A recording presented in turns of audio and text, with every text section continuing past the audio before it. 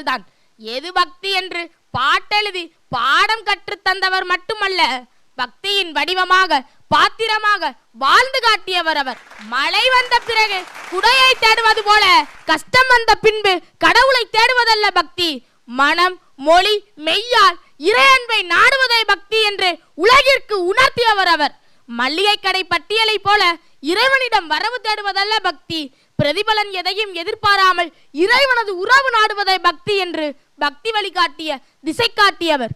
என்னை கொண்டு தன்னை பாடுவித்தான் என்று ஆழ்வார்களில் குலசேகர ஆழ்வார்க்கென்று தனிச்சிறப்புகள் பல உண்டு.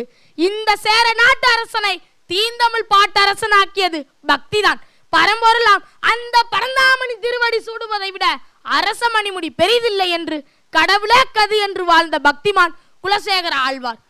மாவழி சக்கரவர்த்தியின் ஆணவத்தை காலால் மிதித்தடக்கிய அதே திருமால் தான் இந்த குலசேகர சக்கரவர்த்தியின் பணிவிலும் பக்தியிலும் உருகி தன்னையும் தனது பெயரையும் தந்து குலசேகர பெருமான் என ஆக்கினார். அதனால் தான் பெருமாளை அறியாதார் பெருமாளையே அறியாதார் என்னும் பழமொழி தோன்றியது. மண்ணுப்புகள் கோசலை தன் மணிவயிறு வாய்த்தவனே என்று அவர் பாடிய தாலாட்டு இன்னும் திருமலையில் ஒலித்துக் கொண்டிருக்கின்றது. அரங்கநாத பெருமானின் தந்தையாக தாயாக பிள்ளையாக தொண்டனாக பல்வேறு உறவு நிலைகளில் தன்னை பாவித்து அவர் பாடிய பாசுரங்கள் எல்லாம் பக்தி இலக்கியத்தின் மணிமகுடங்கள்.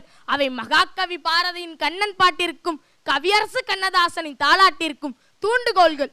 கோபத்தில் தாய் தன் குழந்தையை புறக்கணித்தாலும் அடித்தாலும் திட்டினாலும் மீண்டும் மீண்டும் அந்த அன்னையை கட்டியலும் குழந்தை போல இறைவனிடம் நான் இருப்பேன் என்று அவர் பாடிய பாடல்களை நாம் நினைக்கும் போதெல்லாம் நம்மை நெகிழ வைக்கும். மற்றொரு பாடலில் நோயாளியின் நோயை குணப்படுத்த கத்தியால் அறுத்து சுட்டாலும் மருத்துவரின் மீது மாறாத அன்பு வைத்திருக்கும் நோயாளியை போல இறைவா நீ எத்தனை எத்தனை துயரங்கள் தந்தாலும் உனது அருளையே வேண்டி நிற்பேன் என்று பாடிய பாடல் பக்தியின் உச்சம், மருத்துவ அறிவியலின் மிச்சம். அரிது அரிது மானிடராய் பிறத்தல் அரிது என்பது ஔவையின் அமுதமொழி. ஆனால் மனிதராய் அதுவும் மன்னராய் பிறந்த குலசேகர ஆழ்வார் திருவேங்கடநாதன் வீற்றிருக்கும் திருமலையில் மரமாக மீனாக புழுவாக பூச்சியாக தவம் கடக்க விரும்பினார். வரம் கேட்பதற்காக தவம் இருந்தவர்கள் பலருண்டு.